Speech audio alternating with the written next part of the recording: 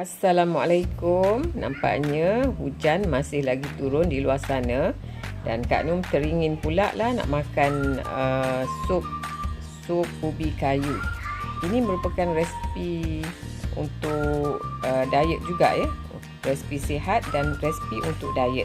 Jadi bahan-bahannya senang saja. Kayu, ini ubi kayu ya, sebagaimana yang kita ketahui, ubi kayu ni merupakan makanan uji bagi mak-mak kita, datuk-datuk kita dululah.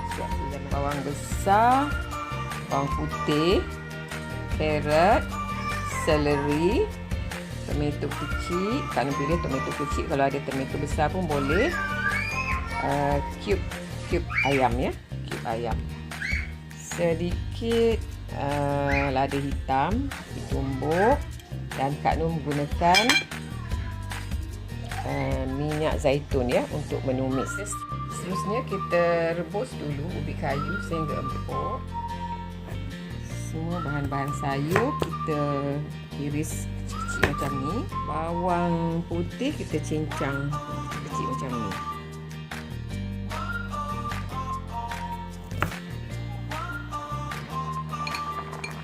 Ya, tengok ubi kayu dah makin empuk. Kita tunggu sikit lagi. Okey, ubi kayu sudah masak. Kita iris macam ni untuk buang urat-urat dia. Okey, kita tumiskan bawang putih. Kita masukkan sedikit air.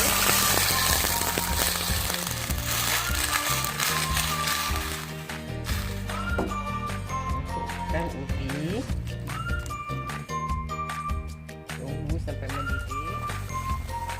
Dah nampak mendidih, kita masukkan cube ayam, masukkan carrot. Saya campak-campak aja, resipi ni mudah. Masukkan carrot, seleri,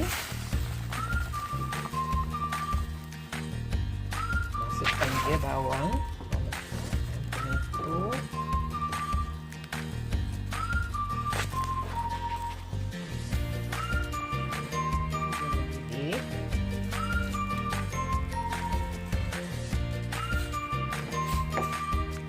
Cantik warnanya macam pelangi. Khasiat juga cantik. Macam-macam nutrisi ada dalam tu. Ada vitamin, karbohidrat dan macam-macam lagi. Bau pun dah bangkit dan naik bau. Kita masukkan sedikit black pepper.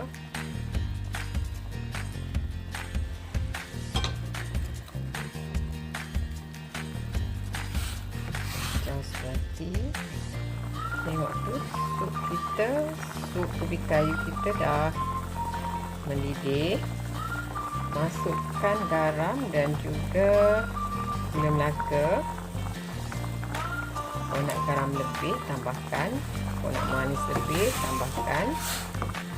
Suka-suka hati kita, sebab resipi ni kita yang punya.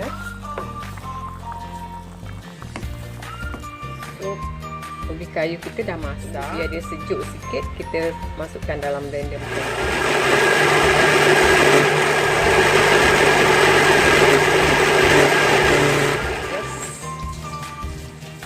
Tuangkan semula ke dalam periuk yang kita masak tadi. Ini tujuannya untuk memanaskan lah. Kita panaskan sikit macam tu. Kak Num dah rasa tadi perfect, rasanya memang sedap. Rasa masin, manis, semua ada, memang sedap. Tengok tu pekat. Kalau kita tak nak pekat, kita boleh tambah sedikit air lagi. Sup ni memang mengenyangkan lah. Nampak tu. Ini dia rupanya sup ubi kayu yang dah siap. Nampak tu menyelerakan. Ada pelbagai rasa. Kalau nak pedas, letakkan cili, potong ke atas tu. Semua lengkap. Rasa pun sedap. Nutrien dia pun lengkap. Ada karbohidrat dan khasiat-khasiat ubi kayu macam-macam di situ untuk tubuh badan kita. Kalau kita nak makan, kita boleh perahkan asam limau je ke atas tu. Kita akan rasa masam, manis, masin dan sebagainya.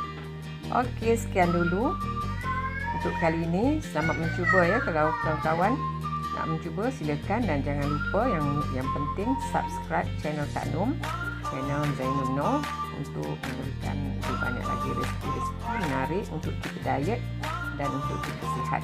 Dan resipi ini juga sesuai untuk orang sakit, orang tua, kanak-kanak, orang biasa pun boleh. Okey, selamat mencuba. Assalamualaikum.